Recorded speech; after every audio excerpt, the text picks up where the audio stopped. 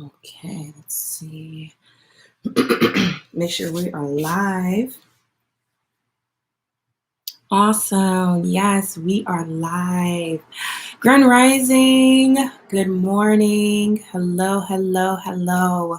It is good to be with you guys today. This is Tahiri Divine, also known as Diana, the Metaphysical Midwife. We are here with day 8 for the power of prayer. And I am so happy to be with you guys. Hello, Raven. Hello. I see you guys in the chat. Awesome. Well, we're going to give our Instagram fam just a few more moments to get on in, and we'll get started with today's prayer message. Awesome. Yay.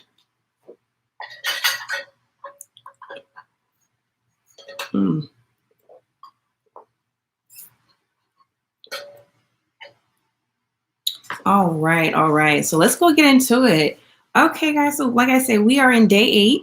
We are doing a 30 days power of prayer.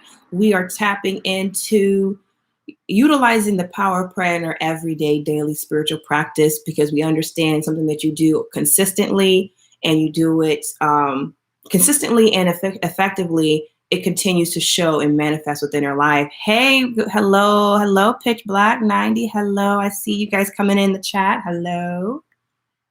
So wave at you guys as you guys come on in. Hey guys, like I said, we're in day 8. How are you guys doing with this power of prayer? And I feel like, for me, I definitely I'm telling you, consistency is key. That's what it is. Consistency is key.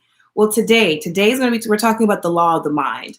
And when we, again, as I shared, the power of prayer, or prayer itself, it starts mentally, right? It starts with their mind. As a man thinketh, so is he. Or as a woman thinketh, so is she. As a human person thinks, that's what they'll become. Hello, hey, Yemi King. Hello, Grand Rising. And so to really have effective prayer, as far as seeing the benefits of it, to seeing the external world change, we all know it starts with our internal mind. We know it starts with our subconscious mind. It starts about what we think, what we say to ourselves mentally, what we resonate with mentally, because you can only have what you believe yourself to have, or you can only do what you believe yourself to do. And so we know this, and we hear this Bible quote. There's a great book by James Allen. It's called As a Man Thinketh. And within that book, it's really, it's a conversation, or short essays really, of the power of positive thinking. And at times, I don't think we always correlate the two as far as our prayer life and our thinking, our mental thinking. So I can know for a fact, for me, before I started really grasping the concept of the mental state of myself during my prayers, I wasn't seeing the full benefit of my prayers the way I expected it to be. And one of the things why is because my own subconscious beliefs, as far as doubt and fear, would be creeping in, and I would dwell on the doubt and I would dwell on the fear. And because of that, I wouldn't see the full manifestations of the very things or circumstances or events that I was praying for. So it's more than just saying something. Again, it's about where you are mentally. And so I talk a lot about mental toughness, or our mental dexterity, building our mind up so that we can be in alignment with the frequency of the things that we are desiring or calling for, or lording, or law of attracting into our lives. We have to ensure that our mind is clear and steady on how we see ourselves, right? So they talk about positive thinking, right? Positive thinking definitely influences our character. It influences the circumstances in our life. It influences our health. And to think that, to know this, so not just to think it, but to know this, that what I think about myself is going to affect my circumstances. It's going to affect my character. It's going to affect my health. An example of that, if somebody, okay, I can give an example. I know some people like this who always think that they're sick, or always think they have something wrong with them, like every little thing. They think they're going to get sick, and typically they will get sick. I have a family member like that. They're always thinking the negative side. It's like, okay, Instead of always thinking the negative side, why don't you think of proactively, right?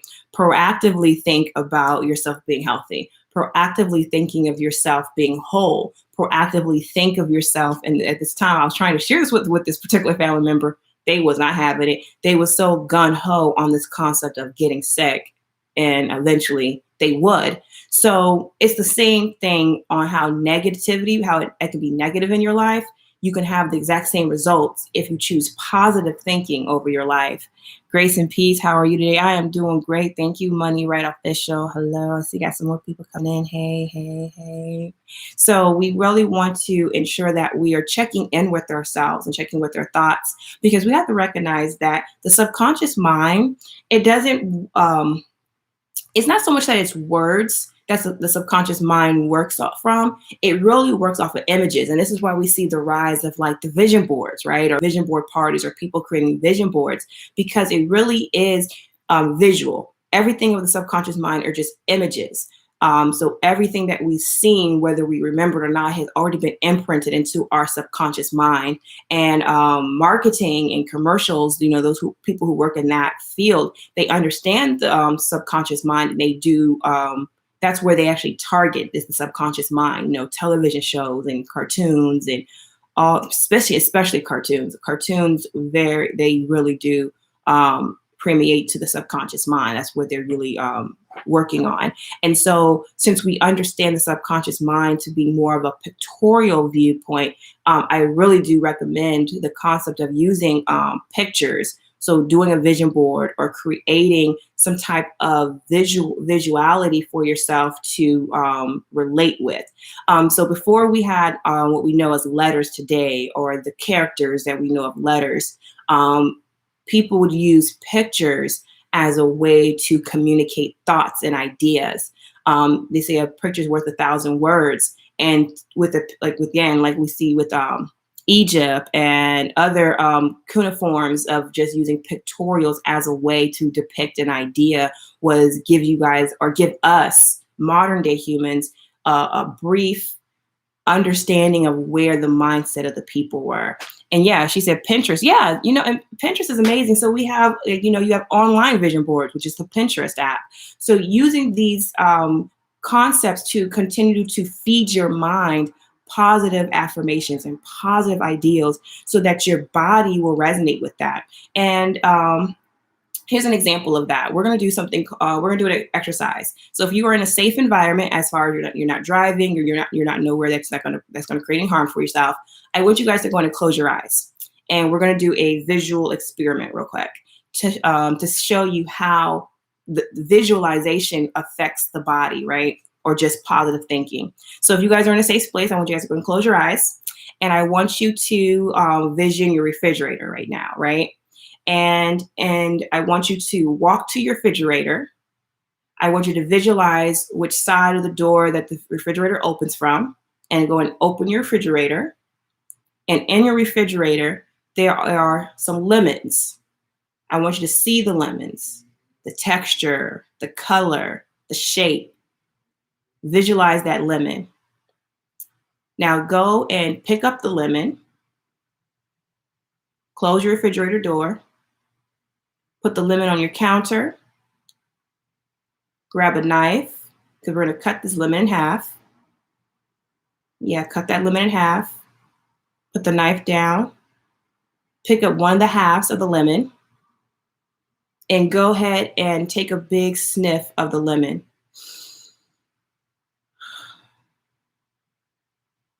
Now start to imagine how you feel, what that lemon does for you and your senses, right? Now go ahead and squeeze some lemon juice in your mouth. What is your natural body doing with that lemon in the mouth, right? So, okay, go ahead and open your eyes. We're done with the visual program right there. Did you not have some type of physical effect as you were playing out this idea of a lemon?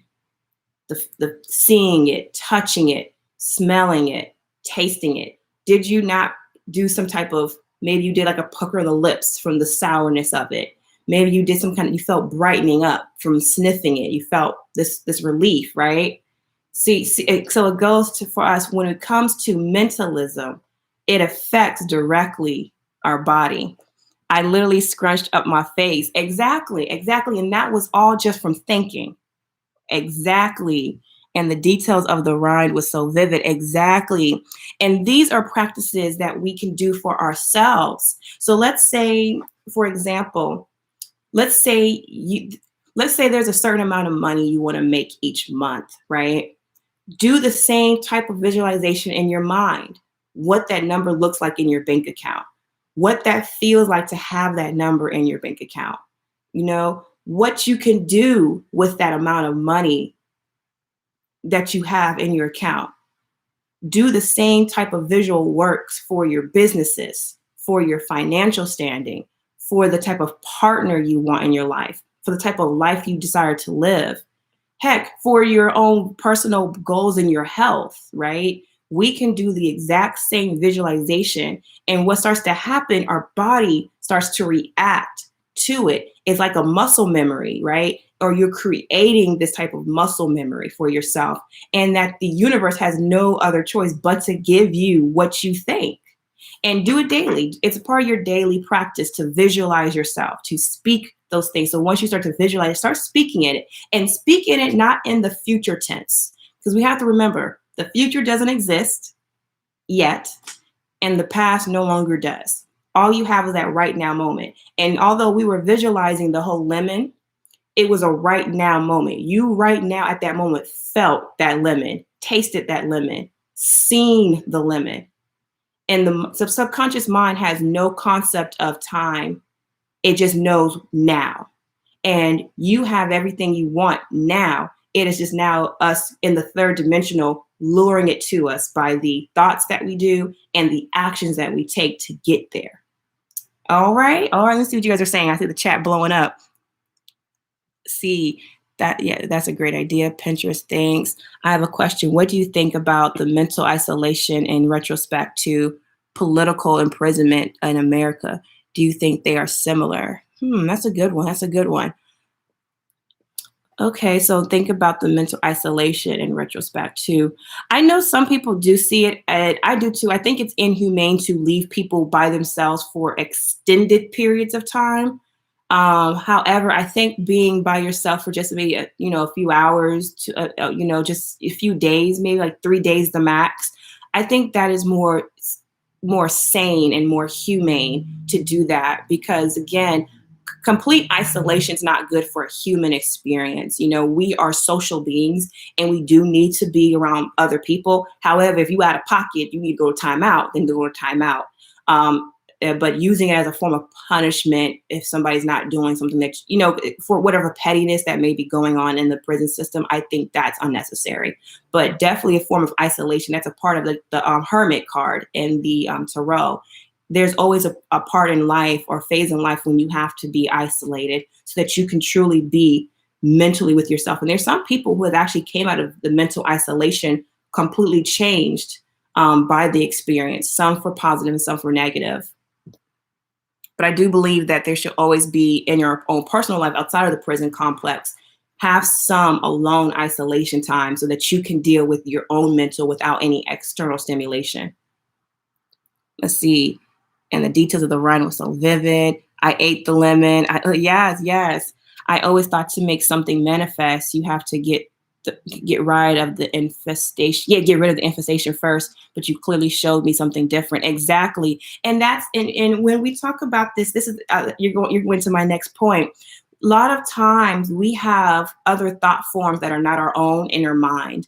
And when let's say you're taking time, let's just say you take 30 minutes out the day to be by yourself, completely by yourself, and allowing your thoughts to just be. Something that I learned, because I suffered from anxiety growing up, and something I learned to get myself out of this anxiousness or anxious thinking was I had to allow myself to sit and people watch my thoughts. Now I would people watch out of just like I would do that. I would just go to the park or go somewhere and sit and kind of like watch people and kind of come up with scenarios and scenes of what people may be doing. It was just something I used to do. Me and some friends, we would do that. But I had to use that same concept of people watching to thought watching. And I would disassociate myself from the thoughts, and I would allow the thoughts to come, and I would be completely disassociated from, and I'll just allow them to be and play out itself. And in doing that, I recognized that many of these thoughts I had in my head were not my own. It were thoughts that I picked up from other people, whether it's from my childhood, whether it's from teachers, the church, friends, family members, commercials, music. I would just people watch it, and I was sitting to myself like, wow, I don't think I believe that. And I was able to shoo it away.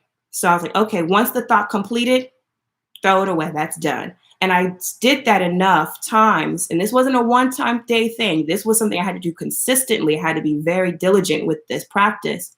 I got to a place where I eventually realized there was no other thoughts in my head but my own voice. And that was when I realized I freed myself from anxiety, because anxiety is just this anxiousness about the future, or what something could have done, you should have done this better, or whatever, right? And when I was able to release myself from that, I said, okay, now I need to put something in this space, because I cleared this space. What am I going to replace, since I did a clearing? So anytime you clear space, you want to make sure you replace it with something. And that's when I started replacing myself with positive mental thinking and dwelling on those things for the next 30 days. So that's a really good practice for anybody who's dealing with anxieties or this anxiousness or thoughts in your mind. People watch your thoughts, or thought watch your thoughts, and recognize, after you do that, you'll start to recognize which is yours and which are not. So you can start doing some eviction notices, like, okay, that ain't mine, you got to go. Let's see what you guys are saying. Let's see. Did you mean intention instead of infestation money? Oh, okay. Maybe they meant intention. I've been having a hunch about our dream state creating the conditions of the day we wake up to. Does the visualization principle play into that?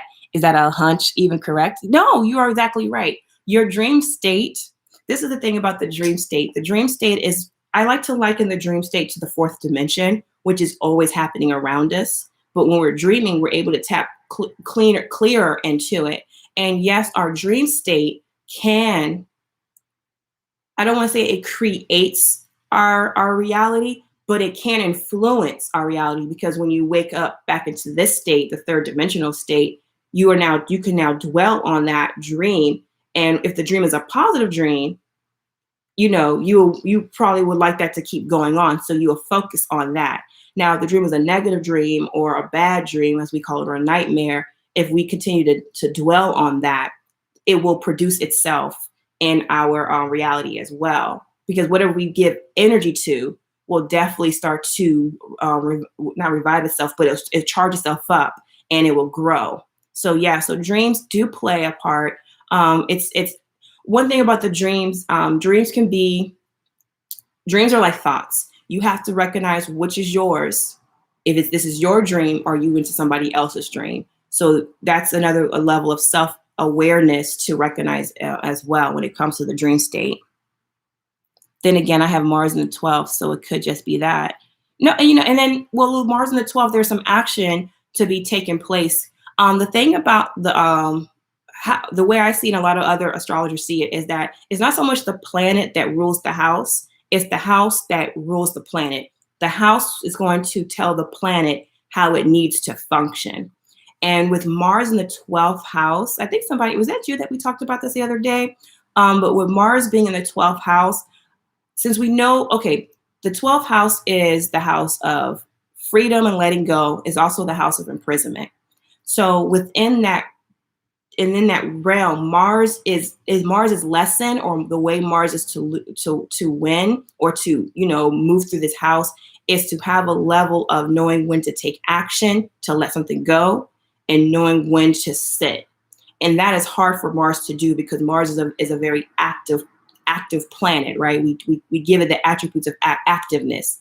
And within the 12th house, there is something that's going to slow Mars down, so Mars can be more aware of something, or bring light and passion or action to a certain thing. So whatever is in your 12th house, or whatever other aspects that you have, will give you a better direction and guide of what is the journey of Mars within that house. Yeah, that's some good questions. Good questions. There is a quote from a book by James Allen called "As a Man Thinketh" that I want to share with you guys. I really like how he brings the concept of the mind being like a garden. So I'm going to read this quote briefly, and it goes: "Good thoughts and actions can never produce bad results. Bad thoughts and actions can never produce good results. This is but saying that nothing can come from corn but corn, nothing from nettles but nettles. Men understand this law in the natural world and work with it, but few understand it in the mental and moral world, though its operations there is just as simple and undeviating, and they therefore do not cooperate with it." So I like this quote from this book is because he's saying very clearly, our mind is like a garden. So if you were to plant an apple seed, do you expect bananas to come from that apple seed? No, we expect, I plant an apple seed, by golly, I better get an apple tree from this, right? I have the faith that an apple tree is going to come from this.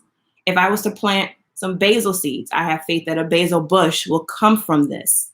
So we understand this concept of when we garden and plant that we're going to get back what we put in. However, we don't always use the same concept when it comes to our mind, what we put in our mind and what we dwell upon, what we nurture, right? Because you have to nurture a garden for a garden to grow, because a garden doesn't just pop up and grow because we put some seeds in the ground.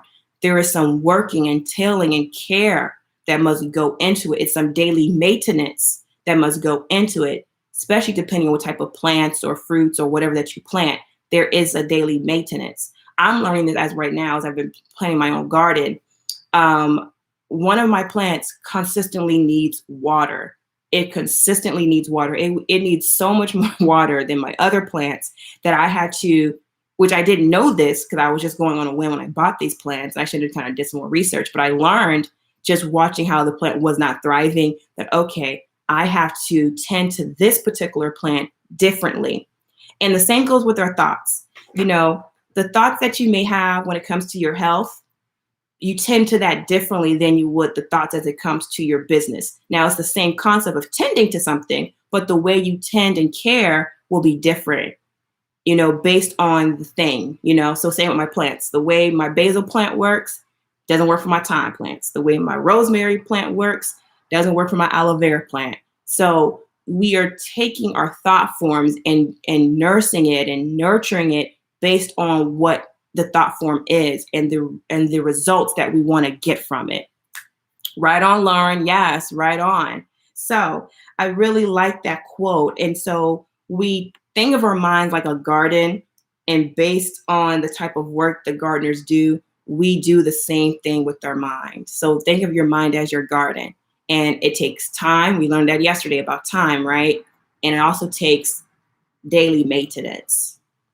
I started telling my plants I love them, and exactly.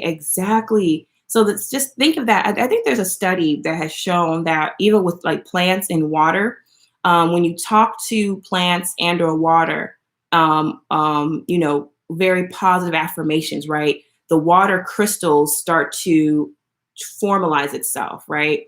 The same thing happens with plants. They start to thrive. Now, if you talk negative to it, right, and harshly to it, the plants will deteriorate, you know, right? Because they feel that energy.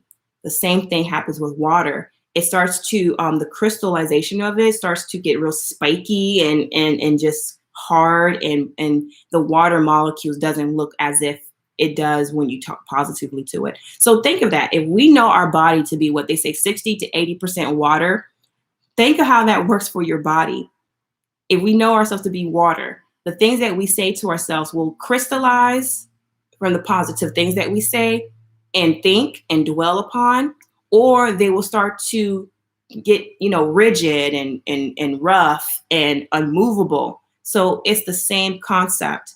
A really great practice that I would do, especially if you guys are trying to retain your dreams, is to keep a glass of water with you and put it on the nightstand. You can either put it on the nightstand or under your bed, whatever is more comfortable for you. But take a glass of water and charge the water by telling the water, I remember my dreams. I remember my dreams. Take a sip, go to bed. First thing you wake up, I remember my dream. Take a sip. You charged your water to help remember your dream. And then I can break down how the word dream and water is the exact same word. But yeah, so the same thing happens that. Even when it comes to affirmations, affirm your water before you drink it. I am healthy, wealthy, and wise. I am healthy, wealthy, and wise. And drink that in. I just drunk in health, wealth, and wisdom. Okay. Let's see. I just dropped a bag on some sound bowls, and they say the same thing about the water in our bodies. Exactly. Oh, I love sound bowls. Yes, sound bowls are just it's a wonderful tool. Oh my God, I love sound bowls. Yes. But yeah, guys, so that's what they're talking about today. Today we're talking about the law of the mind, and what we plant and nurture in our mind is what we will manifest. So if you put some apple seeds in the ground, you go get an apple tree. If you put positive affirmations in your mind and you do daily maintenance on that, you are going to see the manifestations of that in your life. So that's what we're talking about today. Thank you guys for coming in with me. If you guys have any comments, questions, go and hit me in the chat with it, because I love being here with you all. Oh, YouTube, me seeing what you guys are doing. Hello, Cosmos of Compassion. I like that name, Cosmos of Compassion. Yes, yes, yes. So you guys are creative as heck. I'm telling you, you guys come up with some amazing names over here. These avatar names are amazing. Awesome. Well, all right, ladies and gents, just to give a recap on some actions that we can take. So this for anybody, whether you suffer from anxiety or not, take audit of your thoughts and allow them to play out, and just people watch your thoughts and recognize which thoughts are yours and what are not. And the ones that are not yours, go and evict them. And once you evict them or clear that space, fill that space up with positive affirmations that resonate with you. Visualization. Create a visualization plan for yourself to see yourself. If you have to write it out first and then read it back to yourself, if you have to record it, that's a great thing. If you have to actually record yourself, like how I did the visualization of the lemon, record a visualization for yourself, a voice record it, and then play it back so that you can have it as your own daily meditation, right? Do that as well. And then the third activity that you guys can do, what was the third one?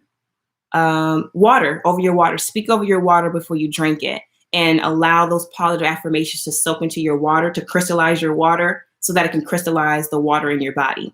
So those are 3 actionables you guys can take today with the law of the mind. A daily practice is very much needed to see some real results.